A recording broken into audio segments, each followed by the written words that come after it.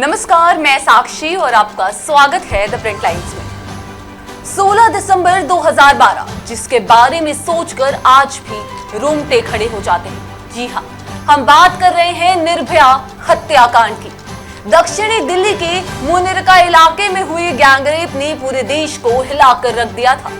ठीक ऐसी ही एक गैंगरेप की घटना बिहार से सामने आई है, जहां समस्तीपुर स्टेशन से पिता पुत्री को झांसा देकर अपने जाल में फंसाने वाले नशाखुरानी गिरोह के सदस्यों ने सामान लूटने के साथ किशोरी के साथ गैंगरेप भी किया था। जी हां, गिरफ्तार अपराधियों से पूछताछ में इसका खुलासा हुआ है। पिता और पुत्री को कोल्ड ड्रिंक में बेहोशी की दवा मिलाकर पिला दी गई, जिसके बाद वो दोनों बेहोश करने के बाद नशाखुरानों ने चलती गाड़ी में ही किशोरी को अपनी हवस का शिकार बनाने के बाद बेहोशी की हालत में सकरा थाना क्षेत्र में फेंक दिया था।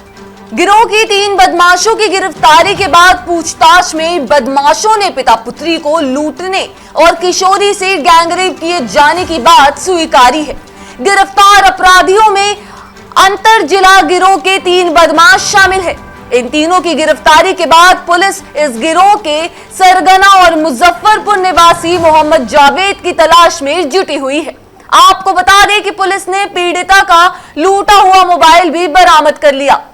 इस मामले में पीड़िता बच्ची के बयान पर महिला थाना में 23 अगस्त को मामला भी दर्ज किया गया था, जबकि उससे पूर्व उसके पिता के बयान पर रेल थाना में लूटपाट की प्राथमिकी दर्ज की गई थी। एसपी विनय तिवारी ने जानकारी देते हुए बताया कि 23 अगस्त को महिला थाना में नाबालिग लड़की के बयान पर प्राथमिक दर्ज की गई थी, जिसमें कहा गया था कि 16 अगस्त की रात पीड़िता अपने पिता से कोलकाता से समस्तीपुर स्टेशन पहुंची थी। उस समय एक व्यक्ति ने पीड़िता के पिता के पास आकर ये पूछा कि आपको कहां जाना है। पीड़िता के पिता के चकमेहसी थाना क्षेत्र के एक गांव में जाने की बात बताने पर उस व्यक्ति ने अपना घर पूसा बताते हुए पीड़िता एवं उसके पिता को विश्वास में लेकर उजले रंग की बोलेरो पर स्टेशन के पास ही बैठा लिया, जिसमें 2 व्यक्ति पहले से ही बैठे थे।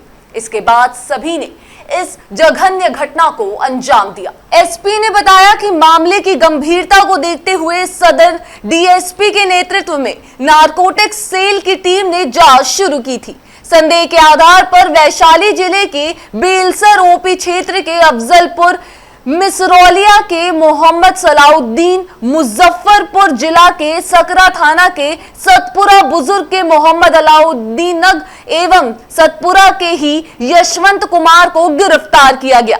पूछताछ के बाद तीनों ने घटना में संलिप्तता स्वीकार की।